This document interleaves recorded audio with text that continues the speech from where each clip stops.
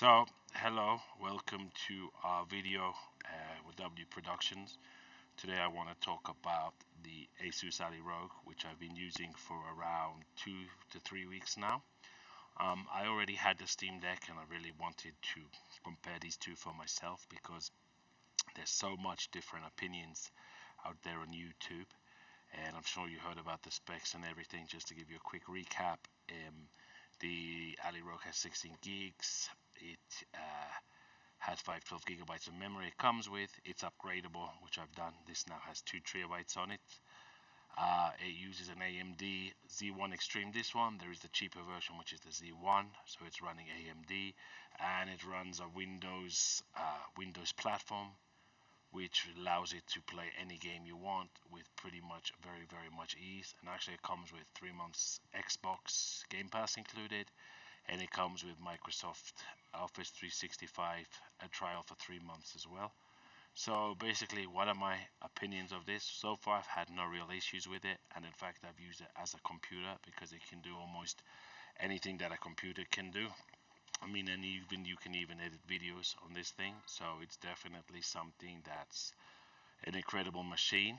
And as I said, I've had no real issues with it. One of the greatest things is here you can play Xbox games, you can play Steam games, you have no problems downloading it. It's Windows, so at times you are going to have update issues and things like that because Windows is going to have to update, but generally it's quite amazing because as you can see here from my apps, you can literally put anything you want on there. You can put Access, Adobe, you can put AMD software, you can put Armoury Crate, literally Canva, video editing software, your Netflix, your Epic Games, your Xbox, and these are things that you just cannot do on the Steam Deck. Also, what's really nice here is that you can connect it to an external GPU, and you can run NVIDIA 430, 480. It's expensive, but you can literally turn this into a full gaming PC.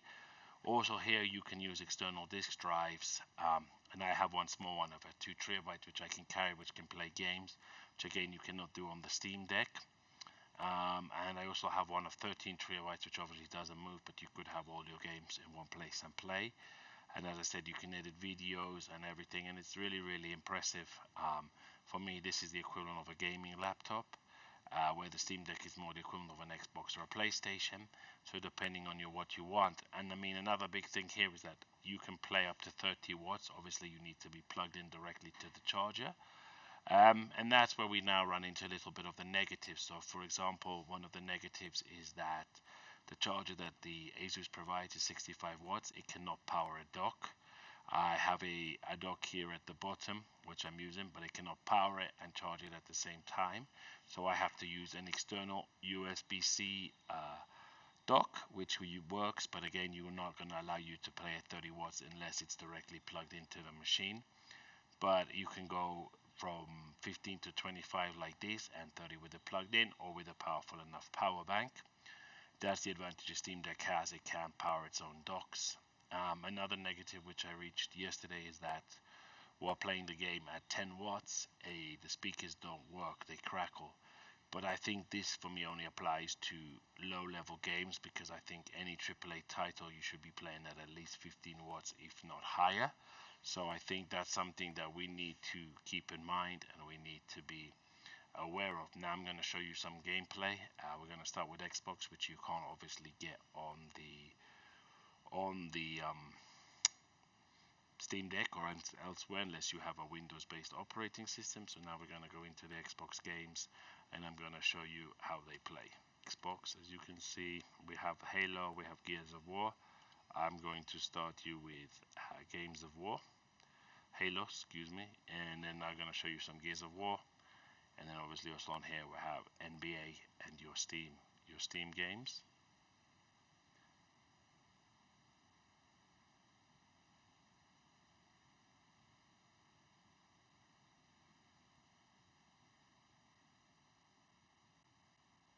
That's why for me, I've been very impressed with this. Generally, I've used it as my main laptop for the past 2 weeks, even gone as far as doing video editing. Contact! Hold the bomb to attack and hack control. Got my position.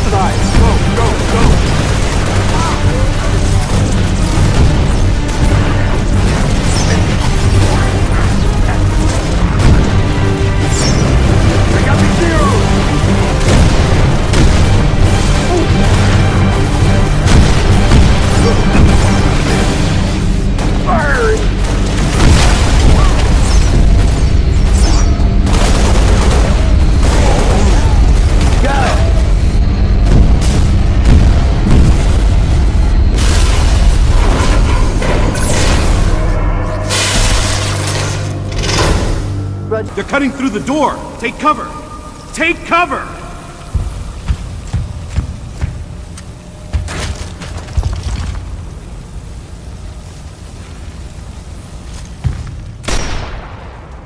Get ready. Here they come!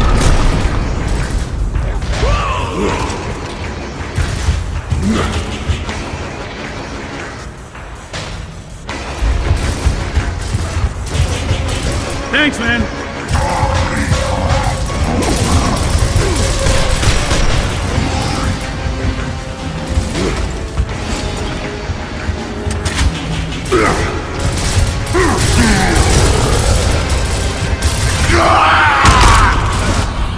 As you see, I'm not very good. As you can see, I'm not great. Marcus, they're cutting through the door. Take cover. Take cover!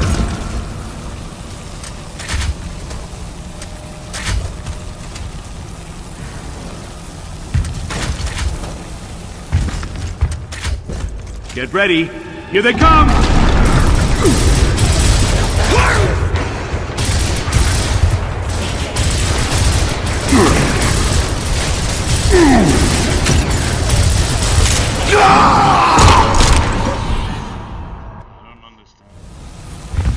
Marcus, they're cutting through the door. Take cover. Take cover!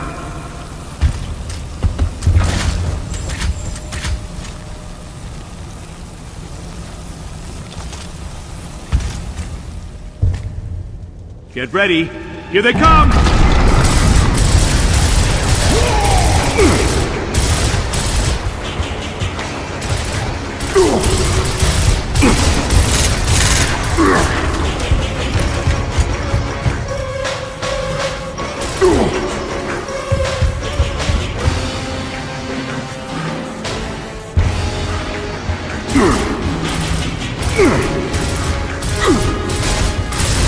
Losing blood.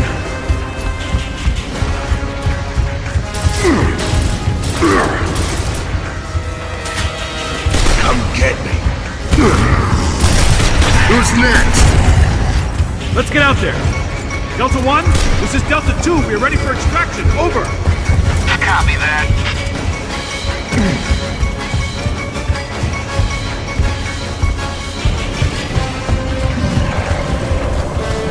Enemy units right there, over. I see them. Moving in.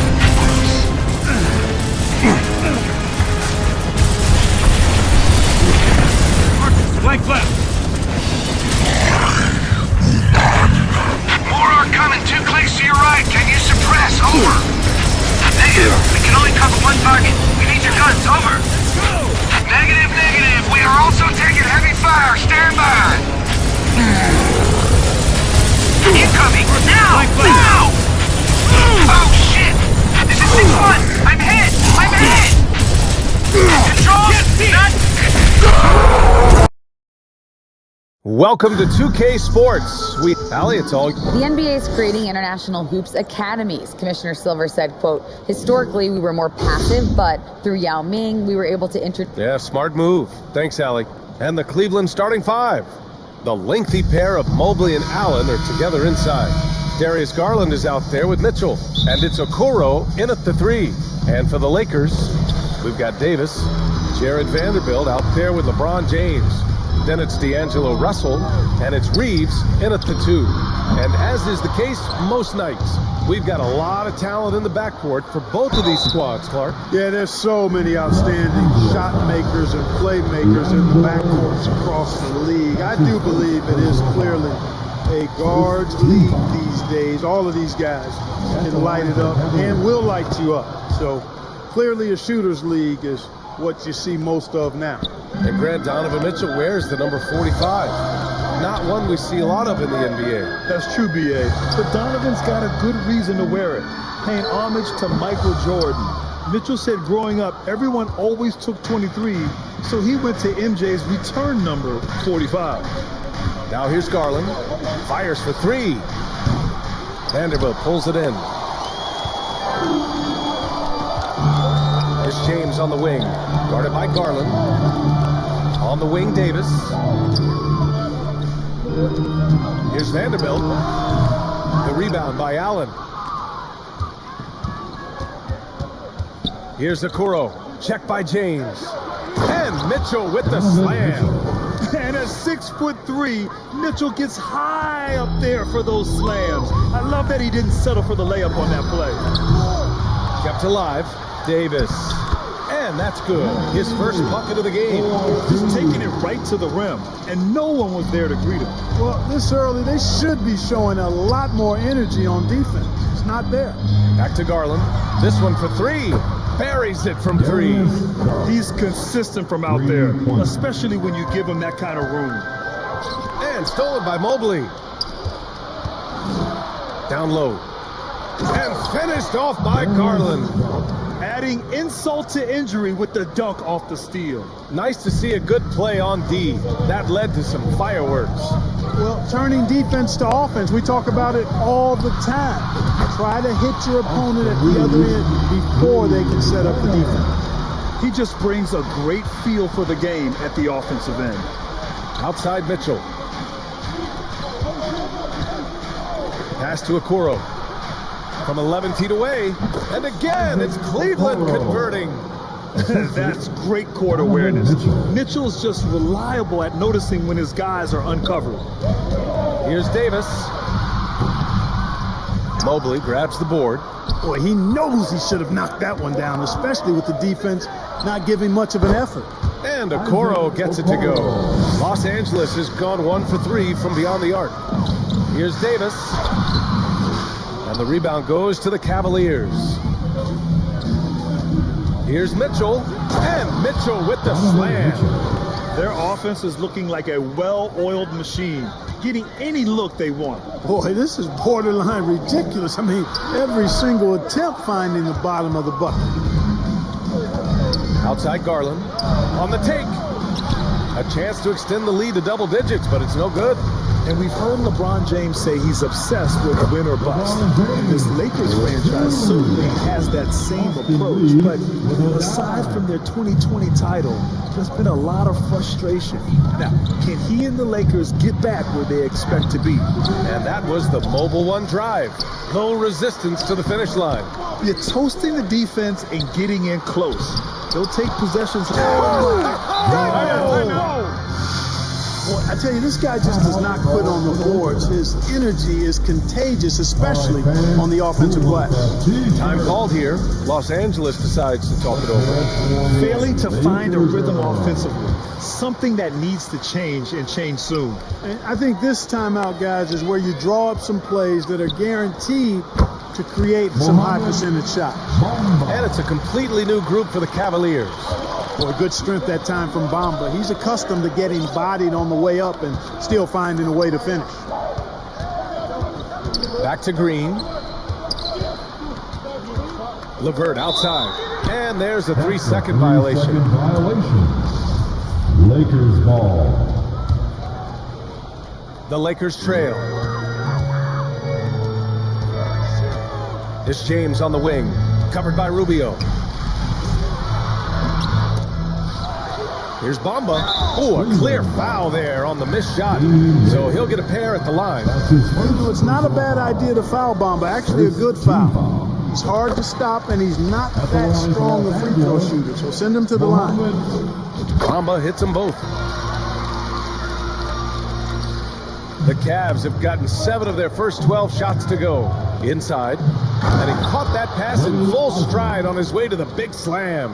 Boy, LeVert's showing you his unselfishness there. I mean, if you're open, he loves getting you the ball. Bamba, the pass to Schroeder. Hachimura left side. Another shot. And Schroeder lays it in. Second chance points are always painful.